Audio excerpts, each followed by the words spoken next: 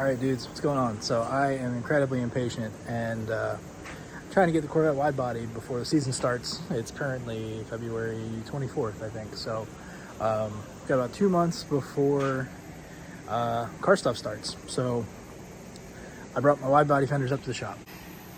If you watched my previous video about these, I had originally planned on getting a friend of mine to do these because I was kind of worried about panel gaps, and I can kind of see stuff like this right here that might be a problem. But my painter friend is extremely busy, and he doesn't have a ton of time to actually work with getting these fitted and painted and prepped and everything. So Zach's coming up this weekend, and we're going to do this ourselves. Which I really don't think should be that bad. I was a little worried about scratching stuff, but to do this, right, the door's open, so I can't scratch the door. The trunk will have to be opened to get these bolts, so I can't scratch the trunk. These are the ones that are under the roof that you don't actually take out, you just slide, and I guess I have to slot these.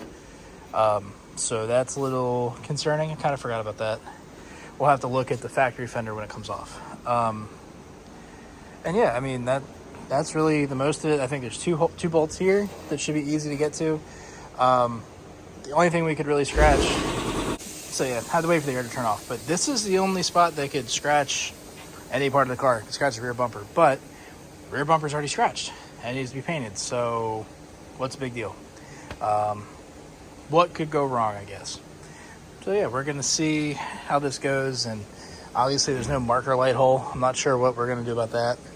And yeah, the interior of them doesn't look great, but I also have to figure out how we're gonna line these. Am I gonna make a quarter liner, or am I gonna buy some C6Z ones and modify them? I don't think there's any chance that the stock C5 ones are gonna work. So there's that. Not a huge deal, hopefully. I don't want to drive around without them because I bet it would be pretty loud and kick a lot of rocks and shit up. So yeah, but these do have a nice curve to them, and I bet when they're painted and shiny, they probably look even more insane. It is supposed to be a 2-inch flare over stock, so it should basically get the car, at least in the back, up to C6Z width, and I think this should be the last mod we do to the car, other than probably a new set of wheels. That arch does not look totally straight. This is starting to get a little sketchy as far as the quality. Like that. Ew. Well, yeah, there's a dip right there. Motherfuckers. But yeah, it's okay. We'll get new wheels because for the first couple months, I'll probably be rolling around with a 2-inch spacer. Metaphorically stuffing my pants to look like I have a bigger bulge. But what are you gonna do? 3-piece wheels are hard to get right now, and they're extremely expensive, especially the ones I want, which would be like a HRE 540, maybe another set of CCW Classics. But I'm keeping an eye out and just kind of waiting for a good deal. Obviously, I can polish and powder coat new ones, or powder coat them to my liking. So I'm not too worried about it. I'm not going to spend $5 grand on new wheels. It's kind of, to me, I just can't do it. So yeah, but hopefully this weekend we get this banged out.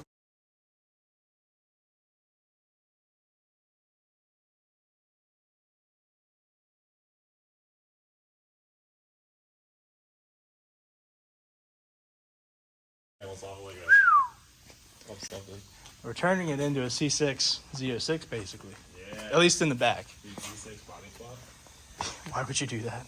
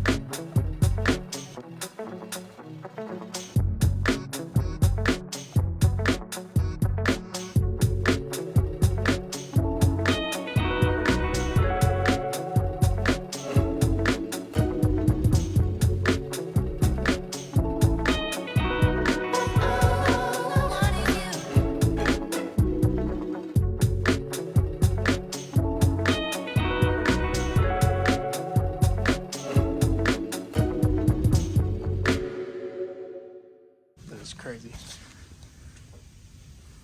Bruh. I'm actually impressed, like genuinely. Like, it could be better, but it's not bad. I guess we'll have to try to cut under the panel bond.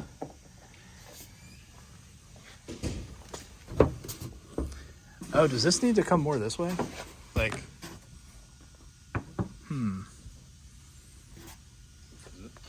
just about there.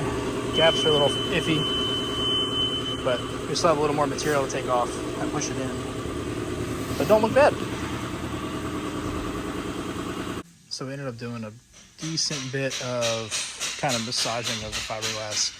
Took a lot of material off there, kind of reshaped that corner. If you look on this one, that's not very long.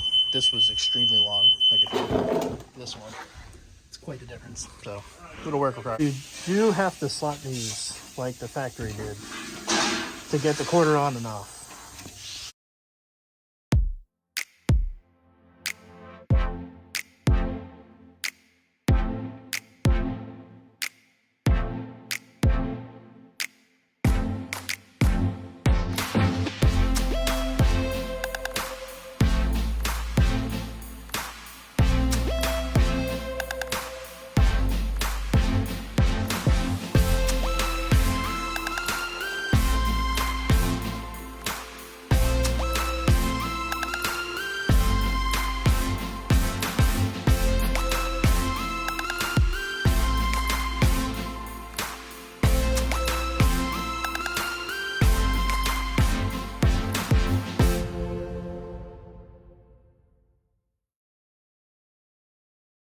Got these things on finally while the fender liner's out.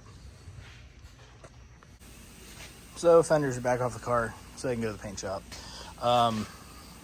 Hopefully that time lapse kind of shows what we were getting into. We kept having some fitment issues where it was hitting somewhere on the front end. The back was easy. The gaps lined up almost perfect. I did have to slot the holes, which I mentioned earlier in the video. So those are my slots. The factory quarters are slotted too. And I think if you have this was not the best place to put these freaking things. Anyway, the factory ones are slotted, so you have to slot them. If you have a coupe, you don't have to do any of that, which is cool.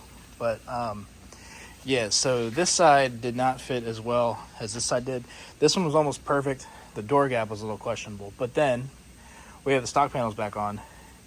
The door gap was questionable on this side anyway. Same thing with this one. The door gap was actually good on this side, and the roof gap, the trunk gap, everything is perfect on this side, except this, where it meets the rocker. That's like 3/4 of an inch too short. Put the stock panel back on, I have like a 1/2 inch gap there anyway. So this is a little off, but not that off. My car is off. It is what it is. But yeah, what we ended up doing was there's tons of panel bond up along where this runs, right? Where this piece is and where this piece is. We kept hitting the panel bond. And this area here would hit the panel bond. So we shaved it down with the sander a lot, slowly, and kept test fitting it, coming back and putting it back on. That's what's in the time lapse.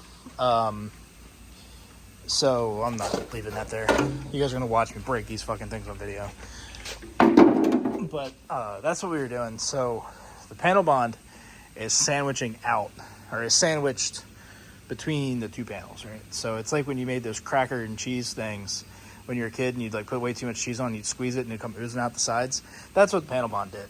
So we basically scraped all the panel bond off and jammed these things on there, and they fit like great after that.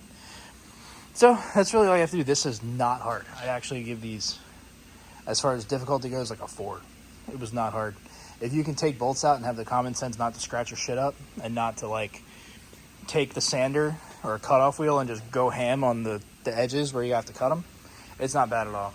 I think we had 2 reasonably intelligent people here and we figured it out.